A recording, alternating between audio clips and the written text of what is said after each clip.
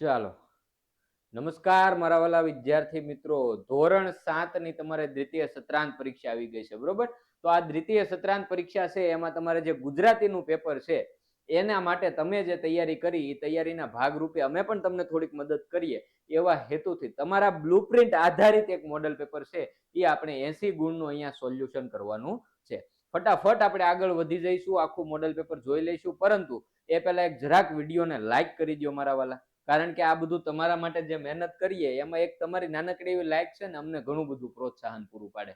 તો એક જરાક લાઈક કરી દો, ચેનલને સબસ્ક્રાઇબ કરી દો, જેથી કરીને હજી આવનારા તમારા તમામ વિષયના મોડલ પેપર છે એ તમને વિના મૂલ્યે અને પાછા બ્લુપ્રિન્ટ આધારિત છે એવા મોડલ પેપર તમને મળતા રહે. તો ચેનલને સબસ્ક્રાઇબ કરી દો. અને ખાસ જ્યારે તમે ધોરણ 8માં આવશો ત્યારે ધોરણ 8માં આવતી NMMS પરીક્ષા અને જ્ઞાન સાધના પરીક્ષા, આની તૈયારી આપણે ખૂબ સારી રીતે કરાવીએ છીએ, બરોબર? તમે કદાચ જોયા હશે આપણી ચેનલ પર વિડીયો. તો આ જ્ઞાન સાધના અને NMMS ની છે આ તૈયારી કરવા માટે થઈને ચેનલને સબસ્ક્રાઇબ કરી દેજો, બરોબર? ચાલો આગળ વધીએ આપણે પ્રશ્નો તરફ કે ભાઈ 80 ગુણનું પેપર છે તેમાં કેવા કેવા પ્રશ્નો પૂછાય. તો એક તો જો આ બ્લુપ્રિન્ટ આધારિત પેપર છે હો ભાઈ આખું, તમ તારે નીચે આપેલ પ્રશ્નોના જવાબ લખો. 2 ગુણના પ્રશ્નો પૂછાય તમને. હવે પ્રશ્ન જોઈએ કે ભાઈ ડાયાભાઈનું ભાષણ તમને ગમ્યું કેમ? તો કે તમને તમારી રીતે જવાબ દેવાનો હો ભાઈ. આમાં એવું કોઈ જરૂરી ન હોય કે તમે આ જવાબ લખો, તમારી રીતે તમારે જવાબ લખવાના હોય. તો કે ભાઈ હા, ડાયાભાઈનું ભાષણ મને ગમ્યું કારણ કે તેમણે સમરથલાલના ગુણોની સરખામણી લસણ સાથે કરીને ખૂબ જ સરસ રીતે સમજાયું કે તેઓ ગરીબો માટે આશીર્વાદ સમાન અને પરોપકારી છે. બીજો પ્રશ્ન, પૌત્રને પત્રથી આશ્ચર્ય થશે એવું દાદાજીને કેમ લાગ્યું? તો કે દાદાજીને લાગ્યું કે ભાઈ આજના સમયમાં મોબાઈલના જમાનામાં પત્ર વ્યવહાર જેવી જૂની પદ્ધતિ જોઈને પૌત્ર નવાઈ પામશે, કારણ કે એને પત્ર લખવાની કાંઈ ટેવ હોતી નથી, બરોબર? ચાલો એના પછી બીજા પ્રશ્નો ઉપર નજર મારીએ ભાઈ. ચાલો, હઝરત ખલીફા સાહેબની સાદગી વિશે જણાવો. હઝરત ખલીફા સાહેબની સાદગી વિશે જણાવો. તો કે ખલીફા સાહેબ છે એ અત્યંત સાદગી પ્રિય હતા. તેમના કપડા પર વારંવાર થીગડા મારેલા હોવા છતાં તેઓ તે પહેરી રાખતા. તેઓ માનતા કે માણસના કપડા ભલે ગમે તેવા હોય પણ તેમના દિલમાં ઈમાન હોવું જોઈએ.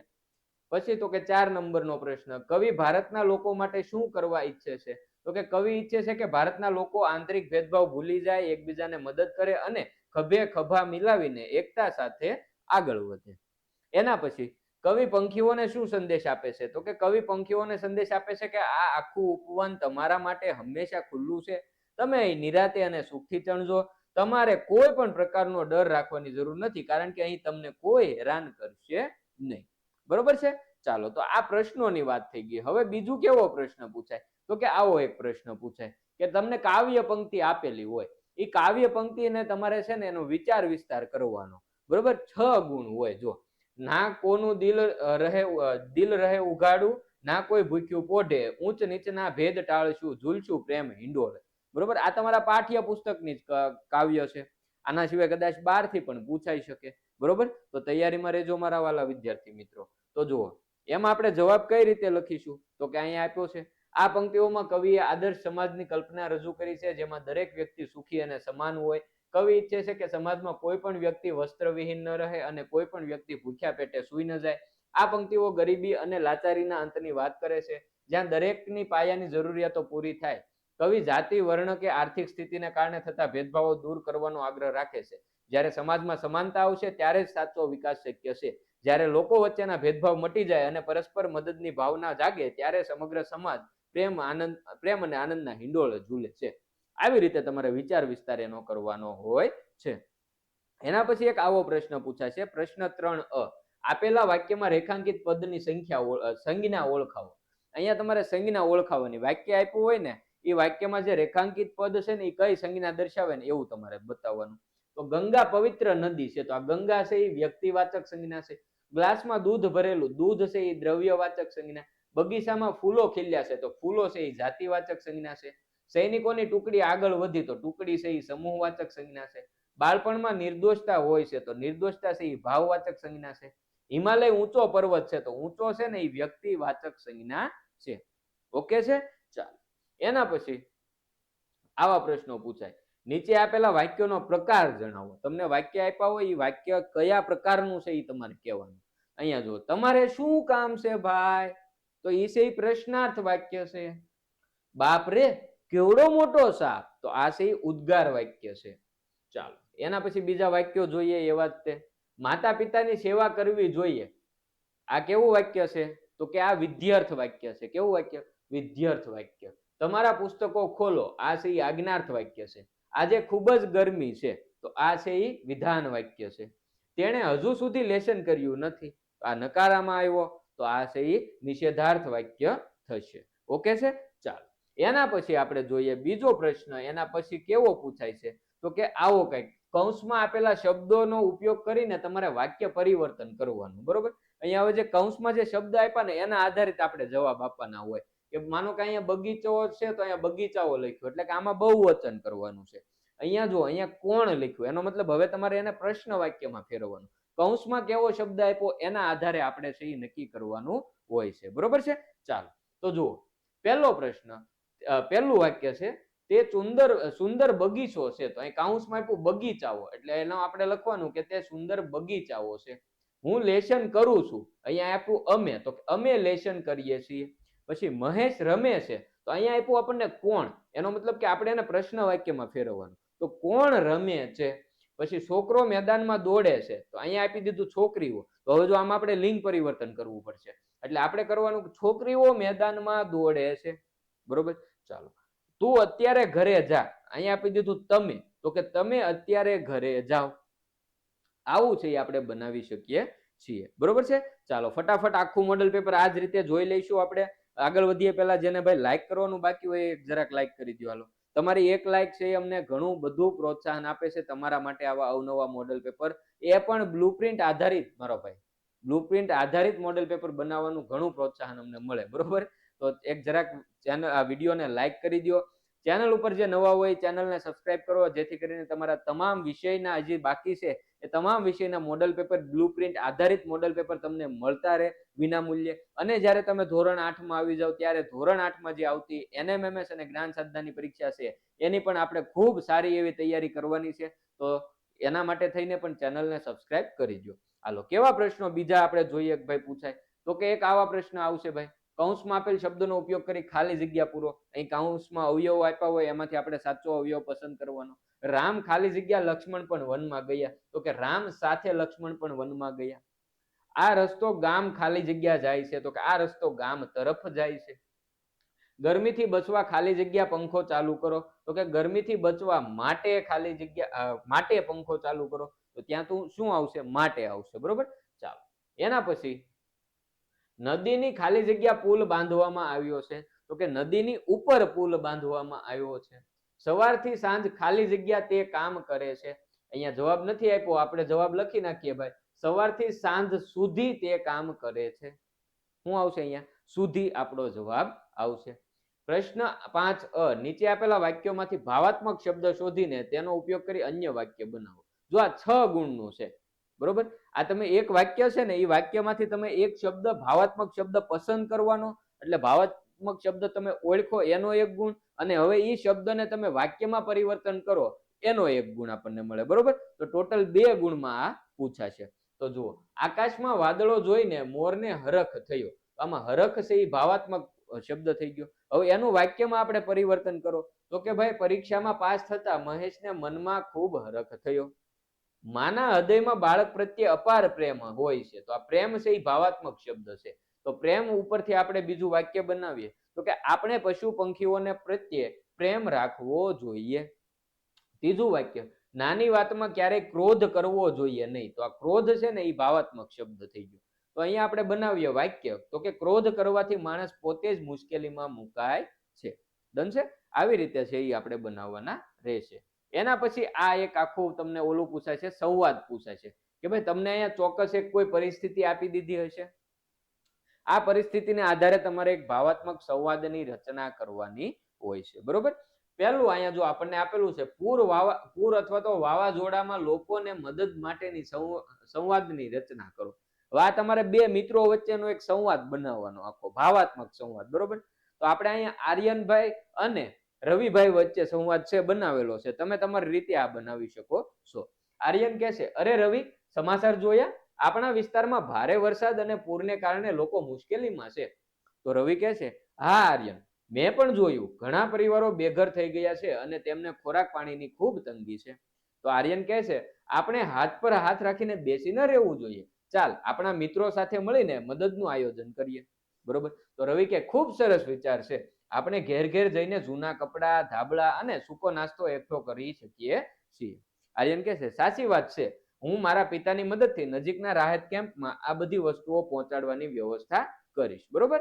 તો પછી રવિ કહે છે, અને હું મારા સોસાયટીના મિત્રોને પણ આ કાર્યમાં જોડી દઉં છું, જેથી આપણે વધુ લોકો સુધી પહોંચી શકીએ.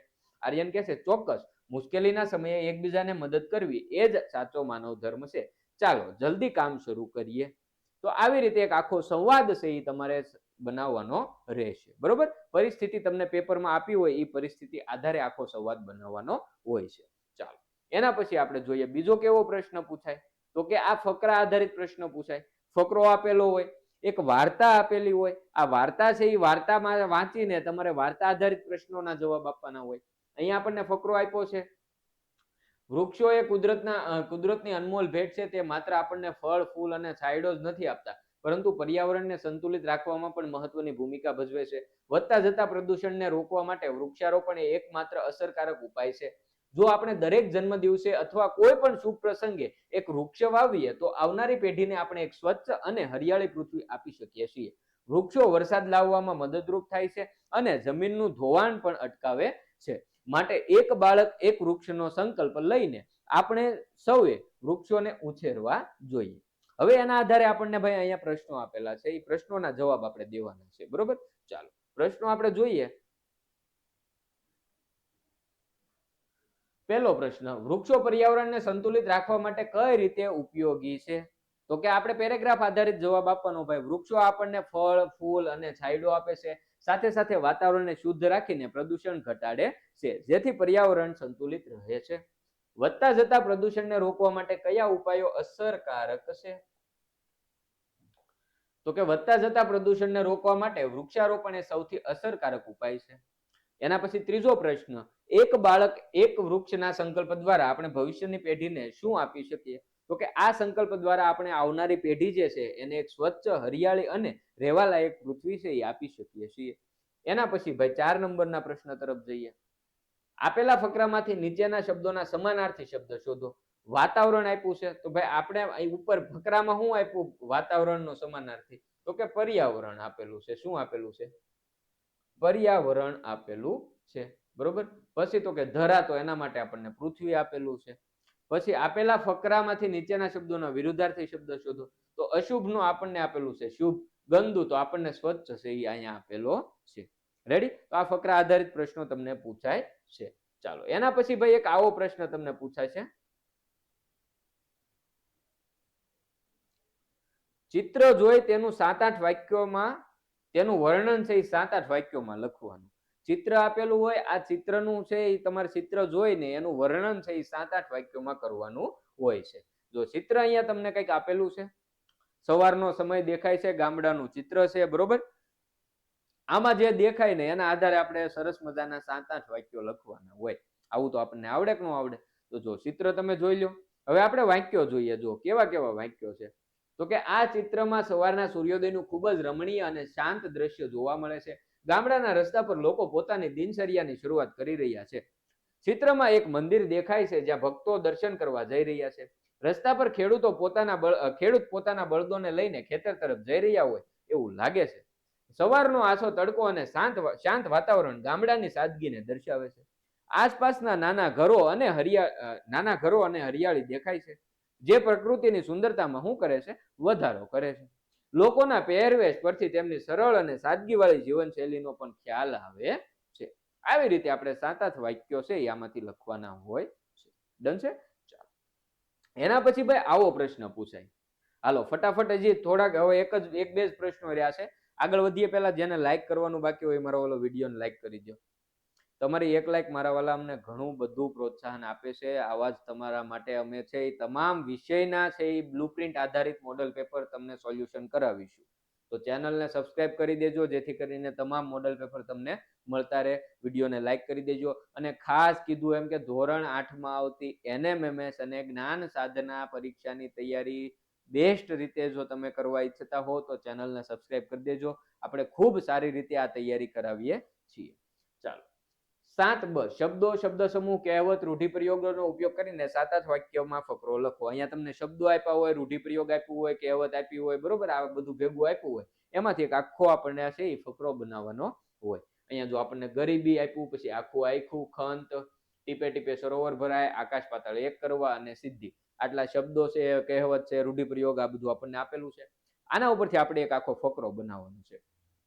એક ગામમાં રામુ નામનો મહેનતુ ખેડૂત રહેતો હતો, જેને અત્યંત ગરીબી વચ્ચે પોતાનું જીવન વિતાવ્યું હતું. તેણે આખું આખું ખેતરમાં પરસેવો પાડ્યો હતો. તેને વડીલોની એ વાત યાદ હતી કે ટીપે ટીપે સરોવર ભરાય, એટલે કે તે દરરોજ થોડી થોડી બચત કરતો રહ્યો. પોતાના દીકરાને ભણાવીને મોટો અફસર બનાવવા માટે તેણે એક આકાશ પાતાળ એક કર્યા, એટલે કે ખૂબ સખત મહેનત કરી. દીકરાએ પણ પિતાની મહેનત જોઈને ખૂબ જ ખંતથી અભ્યાસ કર્યો. અંતે જ્યારે દીકરો મોટી નોકરીએ લાગ્યો, ત્યારે આખા ગામમાં રામુની મહેનતની સિદ્ધિના ગુણગાન ગવાયા. રેડી?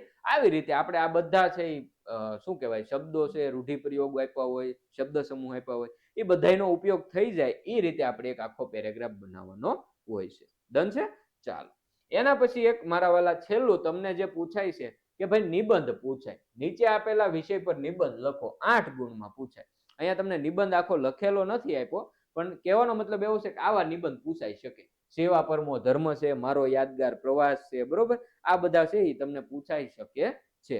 પછી બાલ પુરસ્કાર છે, બરોબર, આ બધું તમને પૂછાઈ શકે. તો એના ઉપરથી છે એ તમને અહીંયા આપેલું છે, તો આની ઉપર એક જરાક નજર મારી લેજો. બરોબર, તો અહીંયા છે તમારા 80 ગુણના મોડલ પેપરનું આપણે સંપૂર્ણ સોલ્યુશન છે એ મારો ઓલો કરી નાખ્યું છે. બરોબર, બધા વિદ્યાર્થીઓને જે પણ જોઈ રહ્યા છે તમામને ભાઈ પરીક્ષા માટે બેસ્ટ ઓફ લક. ખાસ કે ભાઈ તમે જે જો વિડીયોને લાઈક ન કર્યું હોય તો વિડીયોને લાઈક કરી દો. ચેનલ પર નવા હો તો ચેનલ પરથી ભાઈ તમને તમારા તમામ વિષયના બ્લુપ્રિન્ટ આધારિત મોડેલ પેપર મળતા રહેશે, તો ચેનલને સબસ્ક્રાઇબ કરી દો.